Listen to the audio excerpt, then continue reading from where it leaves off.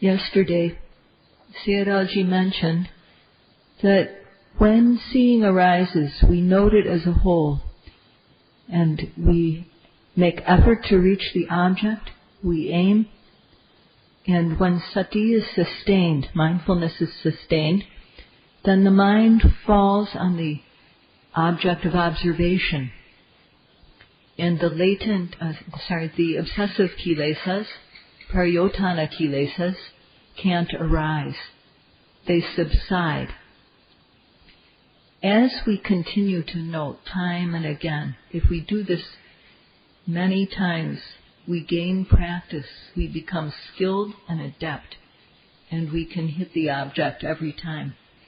And when that happens, it's like we're rubbing against the object. And when that happens, then vicikiccha, the wavering about what is this, what is the object, this doubt about the object, can't arise because of the way the mind is contacting the object directly with aim.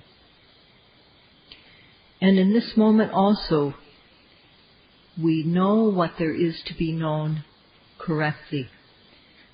The latent kilesas are stopped at the moment. So how are they cut off? If at the time of noting, when knowledge arises, we know true nature, we know physicality and mentality. So when we remember, when we recall that instance, the kilesas no longer arise. So at the moment of noting, is that correct? At the moment of noting, the latent kilesas don't have a chance to arise, and when we recall that object, they no longer arise in relationship to that object. And in that way, the latent kilesas are cut off. Well, this path that Sayadaw described yesterday is a path which has 5 limbs, as he just described now. The five limbs are the 3 factors of the samadhi group. That is, virya, sati, and samadhi. These are involved in the moment of noting. And also the 2 parts of the wisdom group, the panya group, the aiming accurately at the object and the knowledge that arises. So these are a total of 5 path factors. The samadhi group prevents the obsessive kilesas, pariyotana kilesas, from arising. And the panya group, the wisdom group, prevents the latent kilesas or anusaya kilesas. Now, as far as the sila group of the path, during the practice, we are controlling our faculties, such as the eyes, ears, and so on. We're controlling them with sati. And because of that, we are keeping our sila, because our faculties are contained.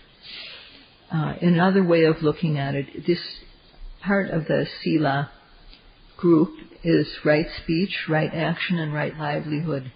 And although we don't actively have any opportunities to transgress, because of the intention to avoid transgression, our sila is fulfilled.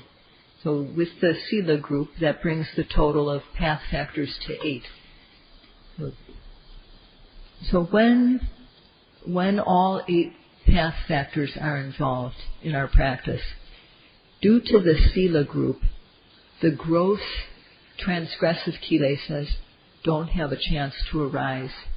And we therefore, because we're not dragged down by them, we're lifted up. And this is what is meant by Arya, or pure. And the samadhi group of virya, sati, and samadhi overcome the pariyotana kilesas. And in that way also, we're being uplifted, we're elevated by our practice. And this is another way that the path we are practicing is Arya, or pure. And with the wisdom part of the path, with knowledge, the seeds of kilesas, latent kilesas, are uprooted. So in these three ways, we are uplifted and pure. So the Eightfold Path is complete in our practice in this way. And on a part-time basis, our minds are pure. And this is called Arya Magga, or the pure path, the path of purity. Only if we look do we see.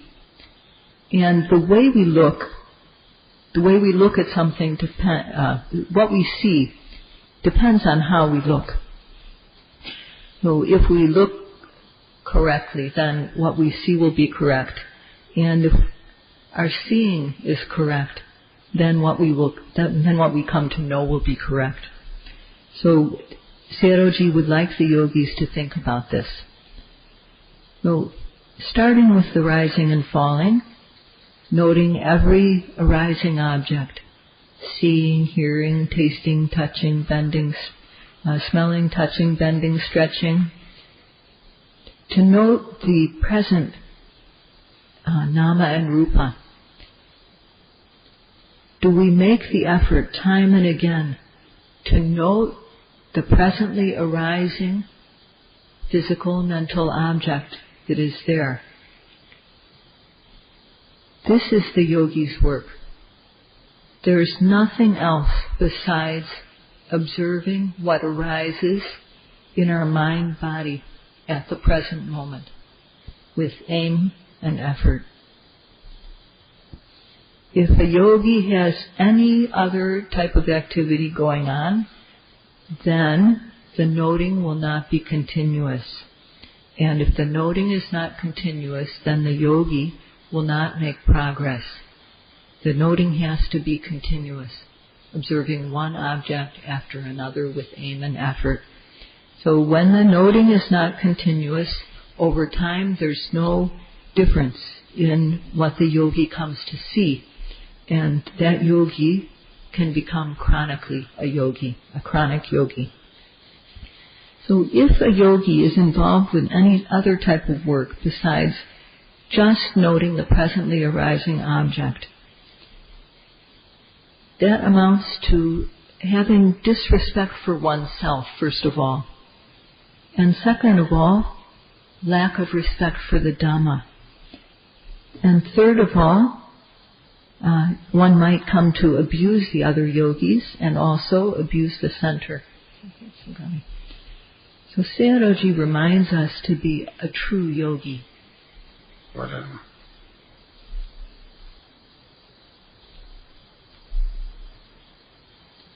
Sayadaw said that we need to note the present body-mind as it occurs to see what's true. This is the yogi's work, to note the body and mind that presently arises as it occurs. What is the benefit of doing this? What's the result? Noting firmly on the spot, we'll see just body-mind. That's all there is there. When we note at the very moment of arising. Only if we note when an object arises will we be able to dispel the view of self. Whatever arises, we have to, as Sayadaw said, Pipodamya Shuddhima Atadeti Kwa. Only if we observe, note, whatever arises, will we be able to dispel the view of self. If we observe the objects that arise but lack energy or aiming, then the view of self can enter into our observation. It can be part. We can't dispel it. Whatever arises must be noted in order to dispel. If we're going to dispel this view of self, atadeti, the view of self or soul. Without practice, we have this view. And there was a person of the times of old, Gosaka, who asked the Buddha, why do we have this view of self? Some people believe there's a self. Some people believe the self exists after death. Some people believe it's cut off after death. Regarding this atta or self, there's many, many views that people have. And so he asked, why do these views exist? And the Buddha said, it's because we don't know. It's because people don't know correctly. So we need to observe in order to know correctly. So every seeing, hearing, tasting, smelling, touching, thinking, we need to observe it to see what's there. As it happens, we observe it. And only if we observe it. So these words, only if we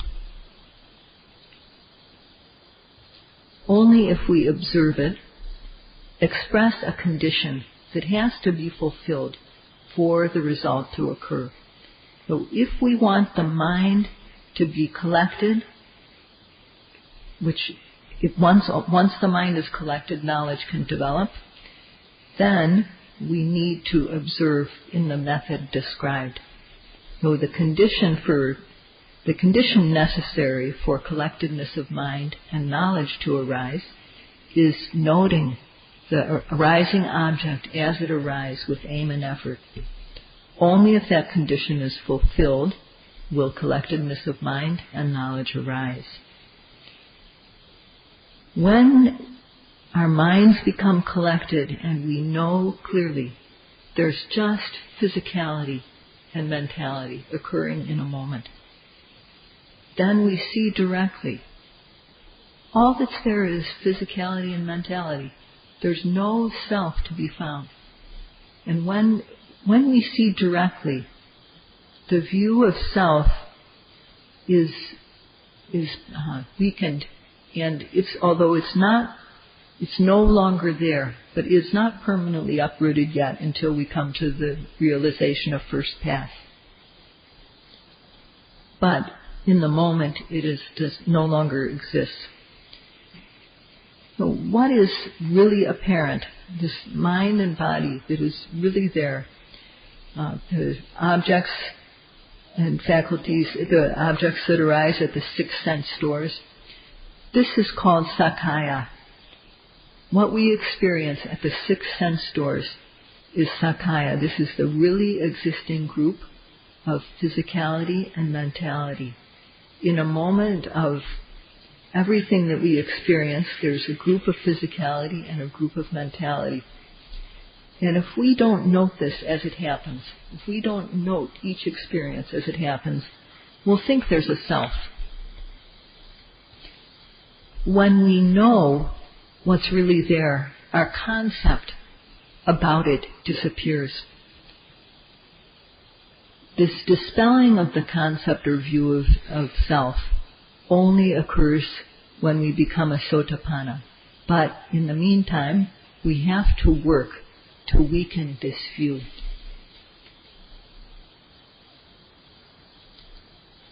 If yogis continue to note, they'll discern nama and rupa, mentality and physicality, that these are, rupa is one thing and nama is another.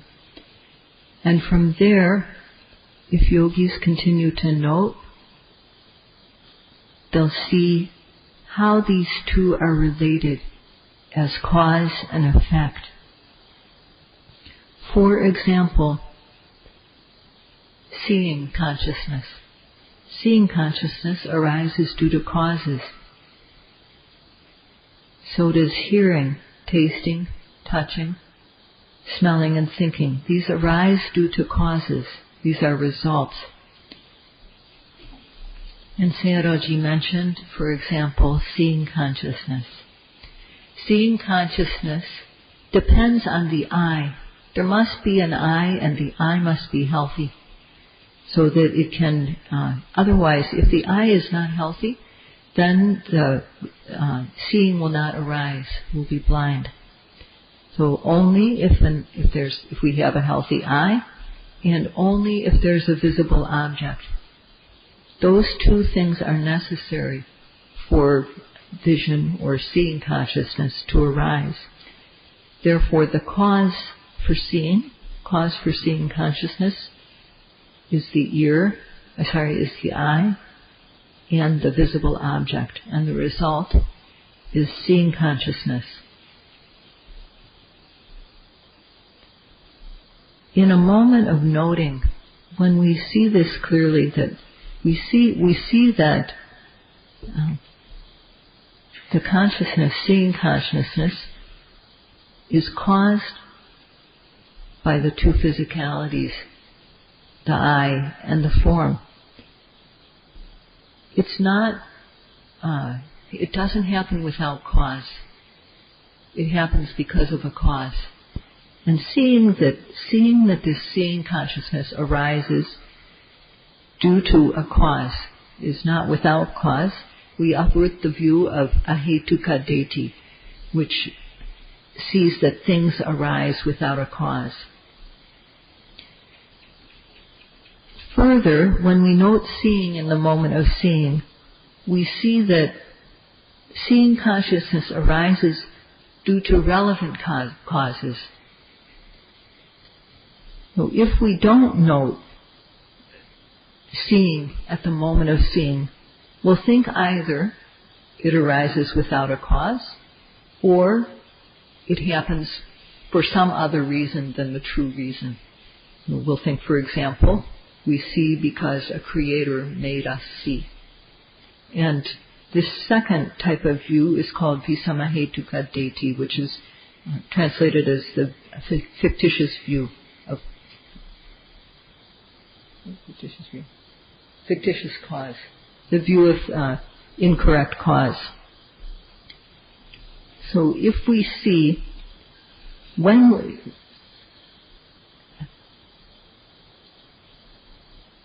we can observe every nama and rupa,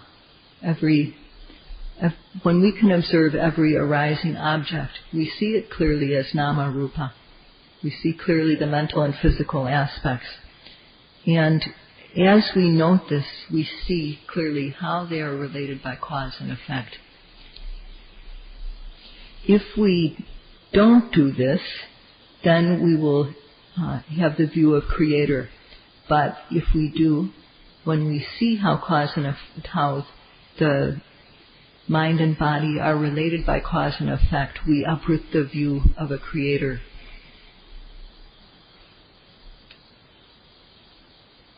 Continue noting and we'll see cause-effect clearly. When cause-effect is seen and known, creator view dissolves. So only when we see that relevant causes give rise to relevant effects will we be able to dispel the view of a creator.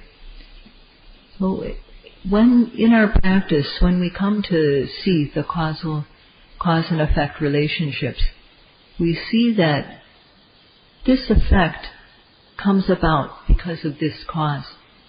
That effect comes about because of that cause. So in the way that results occur, there's no room for a Mahabrahma. There's no room for a creator. There's only cause and effect happening. So it's said about Mahabrahma that he is Eko, one and only. There's only one. And Isaro, he's the ruler. Sabanyu, he knows everything. And Sukha Dukkha Rahito, he's absent of happiness and suffering. This is the way that the Mahabrahma is portrayed in the text. But those who see that cause and effect, the results occur due to respective causes, will have no doubt. There's no doubt that no doubt can arise when one sees clearly. So vichikicha will not be there, and one will know truly that there is no creator involved in what we experience. So to discern nama and rupa, mentality and physicality, one needs to, for example, be mindful at the moment of sitting down. If one places one's attention on the whole body to observe the sitting down process, just at the moment it happens, one will see that there's a series of intentions to sit down. When the intention to sit down becomes strong, there's a decisive moment. This is also mentality. The intentions are mentality, and when the decision to sit down is made, then the body gradually becomes heavy in a series, and the body sits down. So there's a series of intentions to sit, and there's a series of the body gradually becoming heavy and sitting down. But this intention is mentality, and the sitting down is physicality, nama and rupa.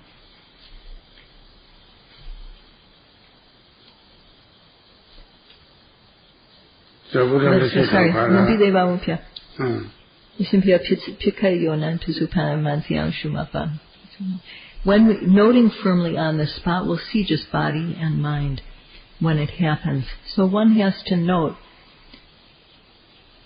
the arising object right when it happens.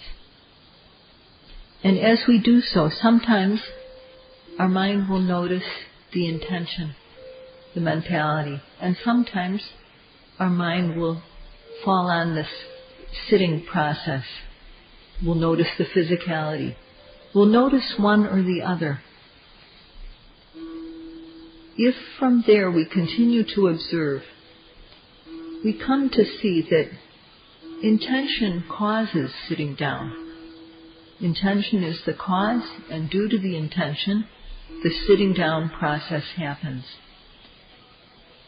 Due to the intention, the body becomes gradually heavy and goes down. Why? Because of the intention to sit. Well, when we see this, we know the true cause is sitting down. And we know that it's not caused by anything itself. We know that it's not caused by anything else except for the intention to sit. So in this way, we dispel ahetuka detti, the view of no cause, that it happens without cause. If we just watch as we sit down, we can see clearly the cause, the nama and the rupa, and how they are related as cause and effect. When one sees clearly the cause for sitting down, one sees that there is no creator involved in the process.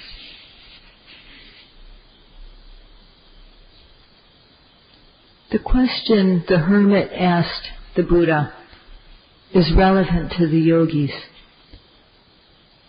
Why do various views arise in the world? The self is, the self isn't. The self exists forever. The self exists until death and then it's destroyed. There are many, many views that arise regarding self. And the Buddha's reply, because we don't note and know. So in seeing, hearing, tasting, touching, smelling, if we don't note it, we won't know. And if we don't know, then the belief of self will be present.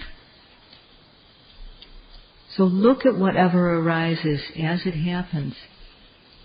With aiming and effort, observe the arising object again and again. Make your notings continuous. What one thinks will be replaced. We have concepts, we have things we think. But when we note, we will develop knowledge. So what we just think is so will be replaced by direct knowledge. And this is one's own knowledge.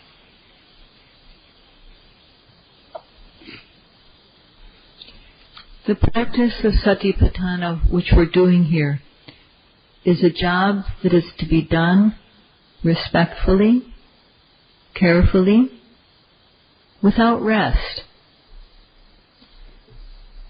Sayadaw saw that there was a yogi the other day taking a picture of the yogis as they lined up for the meal. This type of thing is unnecessary. Well, yogis shouldn't do this type of thing.